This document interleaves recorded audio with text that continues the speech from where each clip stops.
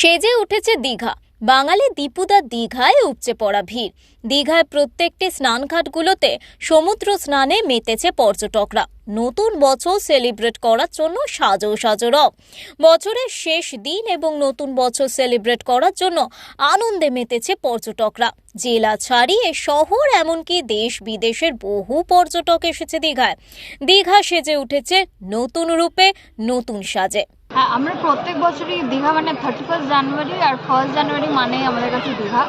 তো আমরা অনেক বছর থেকে আমরা দেখে আসছি দীঘা কীভাবে ডেভেলপ করছে। মানে আমরা এবছর যেরকম নতুন দেখলাম ঢেউ সাগর শঙ্করপুরটাও খুব ভালো করে ডেভেলপ করেছে। তো এইগুলো নিয়ে আর যে লাইব্রেরিটাও যে ক্রিয়েট করেছে এটাও একটা বেশ ভালো লাগলো দেখে। তো ওভারঅল দীঘাকে খুবই ভালো লাগছে। ভিড়ও বাড়ছে এখন, মানে বছর যত কাটছে ভিড়ও বাড়ছে। তো ওভারঅল খুবই ভালো লাগছে। নতুন বছর সেলিব্রেট এখানেই হবে? হ্যাঁ, একদম।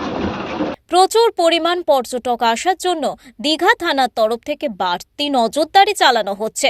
ওল্ড দীঘা, নিউ দীঘা সহ সমুদ্র ঘাটগুলোতে নুলিয়াদের মোতায়েন করা হচ্ছে।